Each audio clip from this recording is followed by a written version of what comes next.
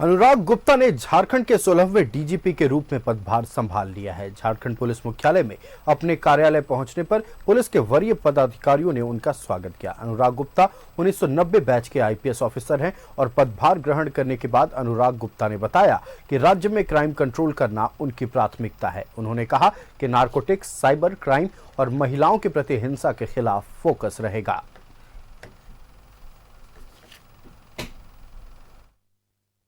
झारखंड के नए डीजीपी के रूप में अनुराग गुप्ता ने पदभार ग्रहण कर लिया। ऐसे में झारखंड में आने वाले दिनों में कई महत्वपूर्ण कार्यक्रम और कई चीजें हैं। नक्सल हो, विधानसभा चुनाव हो, साइबर हो, अपराध हो, क्राइम कंट्रोल हो, थाने की पुलिसिंग हो, तमाम बिंदुओं पर बातचीत करने के लिए हम खुद राज्य के नए डीजीपी अनुराग गुप्ता से बात करेंगे। सर, पदभार ग्रहण के न्यूज 11 भारत के सबसे पहले बधाई।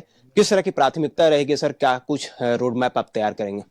देखिए, पुलिसिंग की जो एक व्यवस्था है वो एक कॉन्टिन्यूस व्यवस्था है और उसमें जो भी डीजी आते हैं उसको सुधारने का प्रयास करते हैं, उसको कुछ जोड़ते हैं, उसमें से कुछ चीज़ें कम होती हैं उसको सुधारते हैं।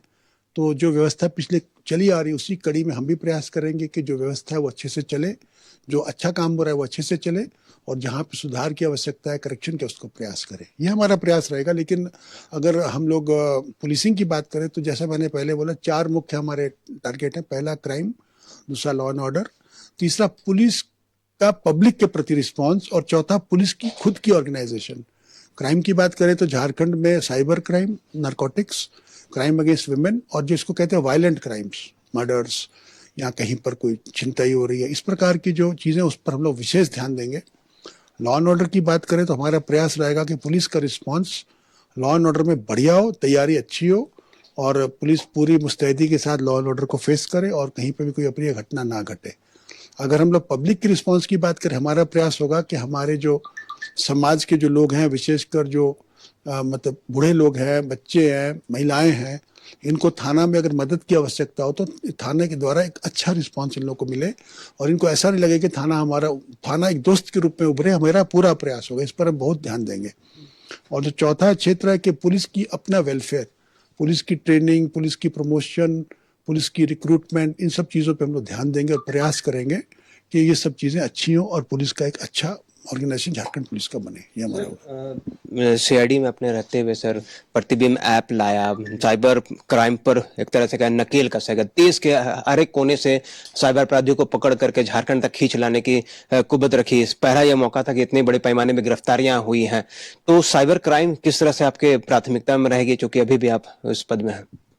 देखिए, साइबर क्राइम अगर आप पूरे देश में देखेंगे तो मुख्य रूप से उसको 2 भाग में बांटा जा सकता है। एक होता है जिसको कहते हैं पेटी क्राइम, तो किसी ने फ़ोन किया कि साहब आपका इलेक्ट्रिसिटी का बिल जमा नहीं हो रहा है, ऐसे करके 20,000, 25,000, 50,000 तक का अमाउंट, 1 लाख तक का अमाउंट रहता है। और एक दूसरा जो है वो चल रहा है जिसको बोलते हैं जॉब स्कैम, डिजिटल अरेस्ट, या फिर जो है जिसको अंदर में कि वो क्या करते हैं, या इन्वेस्टमेंट। तो 3 चीज़ें, जॉब, डिजिटल अरेस्ट और इन्वेस्टमेंट। वो आपको व्हाट्सएप पे मैसेज करेगा कि साहब क्रिप्टो करेंसी में इन्वेस्ट कीजिए, तो उसमें हम देखते हैं कि करोड़ों रुपए तक के लोगों ने इन्वेस्ट किया है। तो दोनों पे हमारा नज़र है, दोनों पे हमारा वर्क है। और जो प्रतिबिंब ऐप की जो आपने बात की, नो डाउट झारखंड को बहुत सफलता उससे मिली है, बहुत श्रेय भी मिला झारखंड पुलिस को उसके चलते।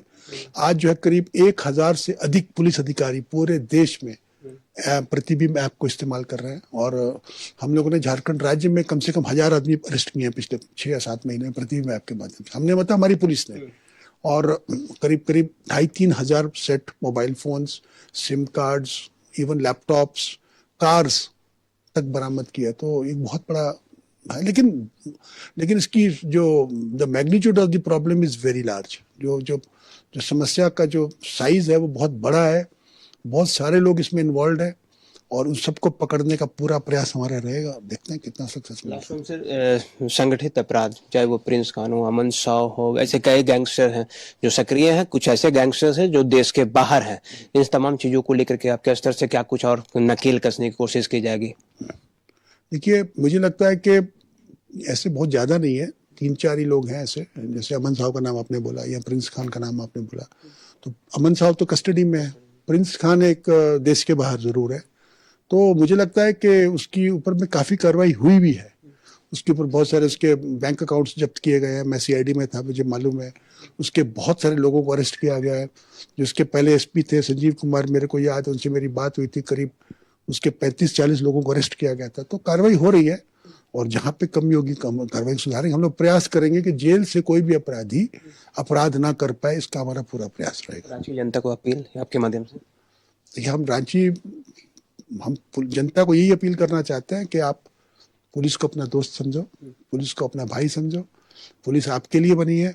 अगर आपका काम हम नहीं कर सकते हैं तो फिर हमारा वजूद का कोई मतलब नहीं रह जाता। हम जनता की सेवा के लिए हैं। हमारा परम धर्म, पुलिस का परम धर्म जनता की सेवा है।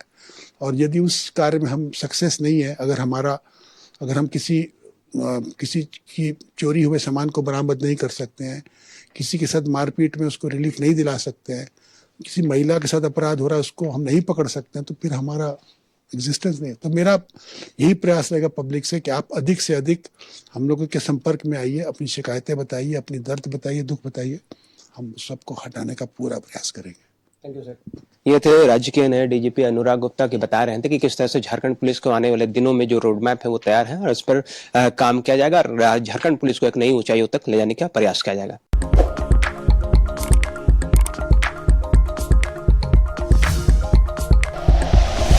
Like and share videos, subscribe करें हमारा चैनल और प्रेस करें बेल आइकॉन। न्यूज़ 11 भारत, सच है तो दिखेगा।